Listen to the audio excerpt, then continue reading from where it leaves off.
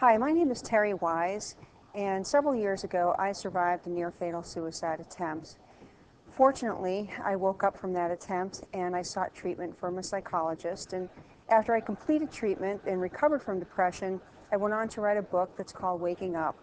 That book is in use in many universities across the country, and it sparked a public speaking career, one that I didn't expect and I didn't plan on, but I now travel to about 60 cities a year, and I speak to all sorts of groups of people about depression and suicide prevention.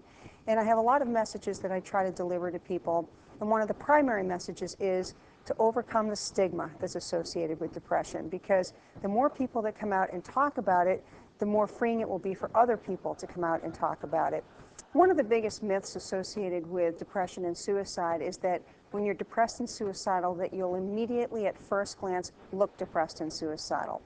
But in my case, there were a lot of people that missed that I was depressed and suicidal because they just weren't educated about the signs to look for. And so they saw me as this fully functioning person. I was working a job, I took care of my husband when he was sick, and I was fully functioning. So a lot of people believed that, well, if I'm fully functioning and even going back to when I was in college and struggled with depression, if I'm getting straight A's, then I must be okay.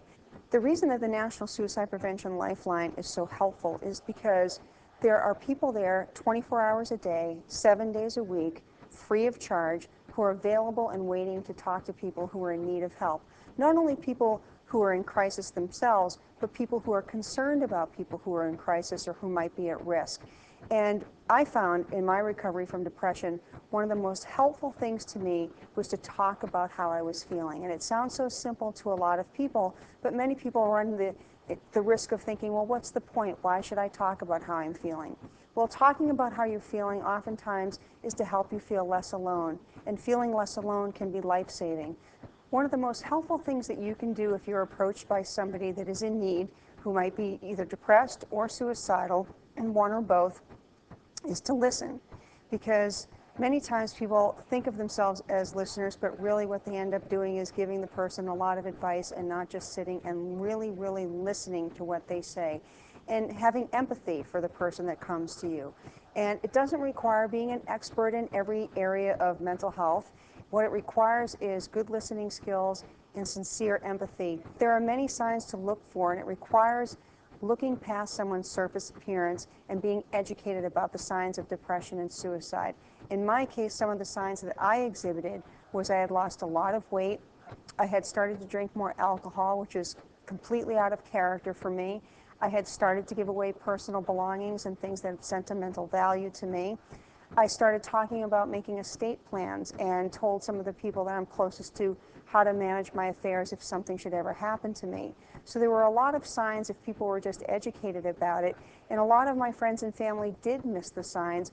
It's not because they didn't care about me, it's not because they didn't love me, and it's not because they weren't there for me. They were there for me, and they were trying to be there for me even more than I would let them. It just simply came down to a lack of awareness for all of us. What I explain to people who might be considering taking their life is that you're not going to spare anyone any guilt, because if you tell someone you're suicidal and then you go ahead and complete suicide, it's likely they're going to feel guilty that they didn't prevent it.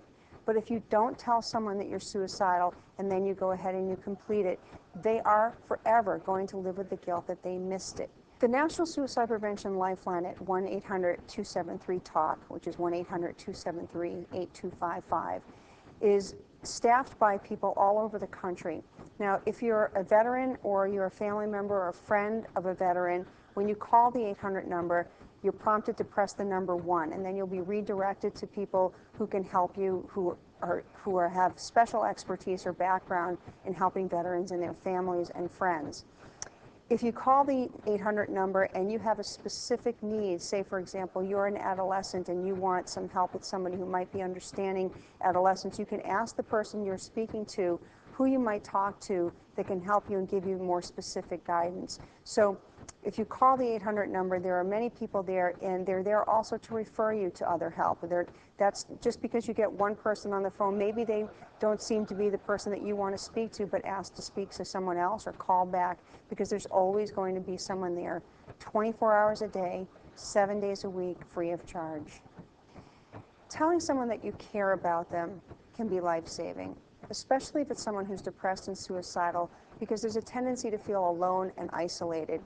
And telling them more than once, because you can never tell anybody too many times that you love and care about them and that you're there for them. And even the most simple gestures can mean the world to a lot of people.